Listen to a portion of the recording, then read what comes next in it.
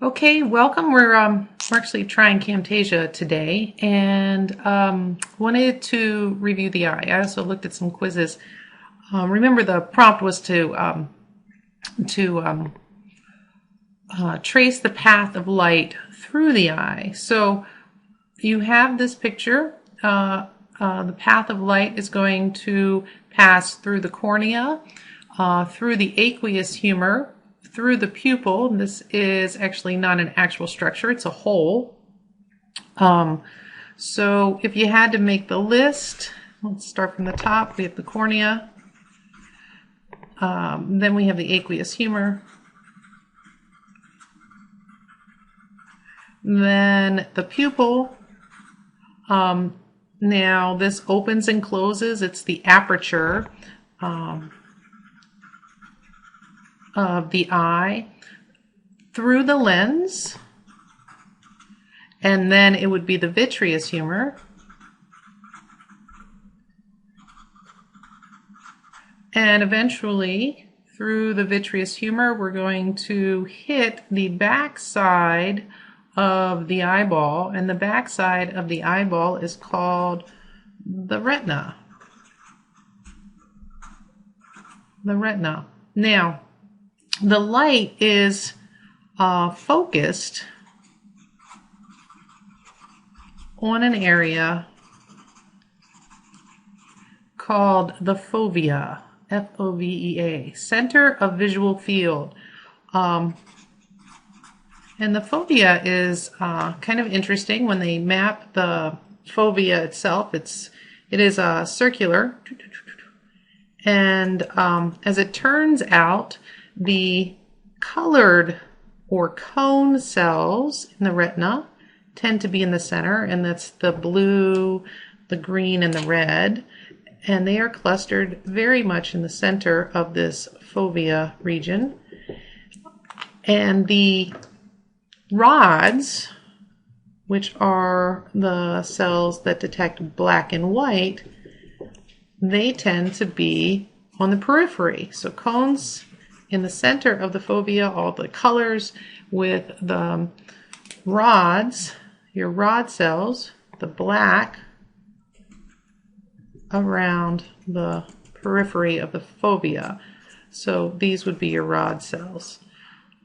So let's take a closer look at what happens when light then manages to go through. It hits the retina. The lens is actually going to focus it up here.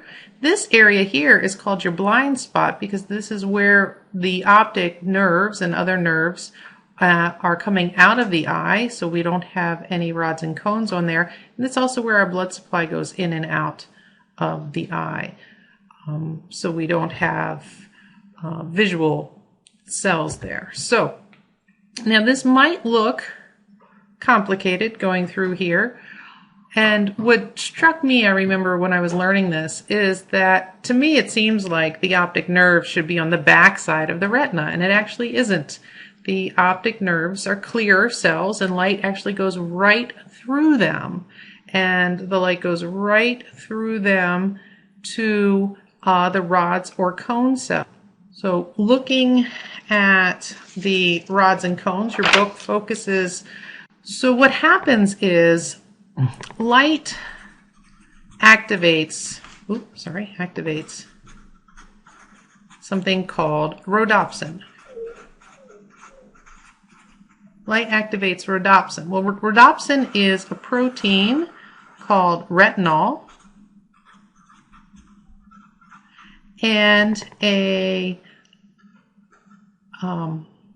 so this is a highly folded structure protein. It's actually in the membrane of these sacs. And on the inside is almost a prosthetic group called opsin. And opsin will change shapes depending on light hitting it. So very similar to photosynthesis. And when we look at these stacks, it kind of reminds us of the grana with photosynthesis. So what happens is the activated rhodopsin, now that it's you call retinol and opsin together, rhodopsin. When it is activated, it's a G protein signal transduction pathway. So this would be an integral protein of the membrane. The G protein causes cyclic GMP to break down.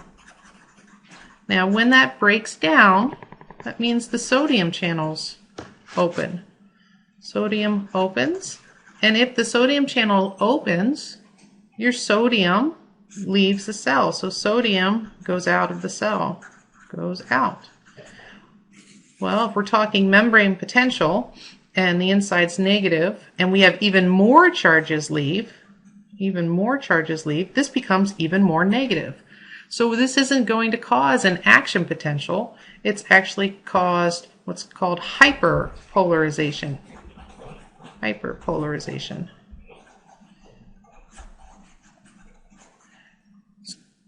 What I just told you was when rhodopsin was active, the sodium channels opened. And this says sodium channel closed. So let's explain what's going on there. I'd love to say it's a typo, but I think what Campbell is saying, here's another picture. We have light, an inactive rhodopsin. It's going to become active. We have a signal transduction pathway. You don't need to know the phosphodiesterase transducin thing. And here, the sodium channel is currently open. However, once the phosphodiesterase cyclic GMP gets broken down into just GMP, that's going to change this sodium channel, and now it's going to be closed and you get hyperpolarization. So go with this picture and the notes. I think it's just easier to understand. The previous picture in your textbook is trying to focus, I believe, on not, and here they're open, but when it's inactive, they become closed. And here they're closed, but when it's active, they become open.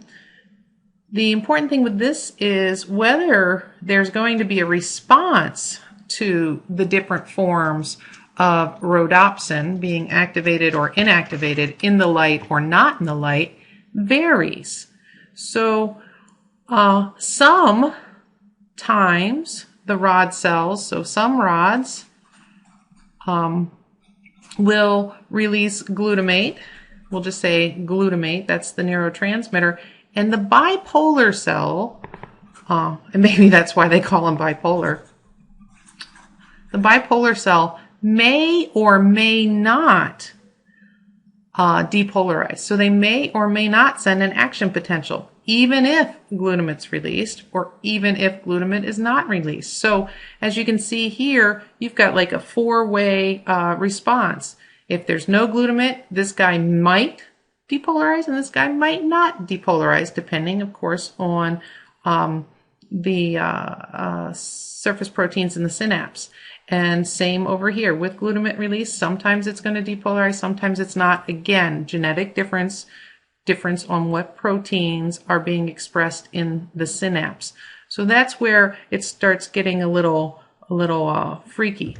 But so your rod cells, active and inactive rhodopsin, may or may not release glutamate, and the bipolar cells may or may not send an action potential.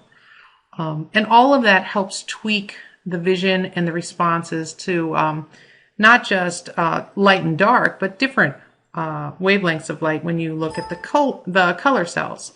Now, back to our first picture that looked, kind of complicated. So here are our rods and cones. And from the rods and cones, we can see the bipolar cells here in pink. The neat thing about bipolar cells is they will shoot right from, they join into a ganglion. And remember, a ganglion is just a group of them, a group of nerves. So these bipolar cells will join into a group and they go right to the brain. And the brain will integrate what you are seeing and form an image your perception here. Now, you have these other cells, though. You have your amacrine cells and you have your horizontal cells. So horizontal, and they're called that way because they actually talk to each other this way. And horizontal and amacrine, they will actually start integration before the brain. Now, these guys interacting, starting that integration before the brain, starting to almost edit what we see, is called lateral inhibition. So this integration before is called lateral inhibition.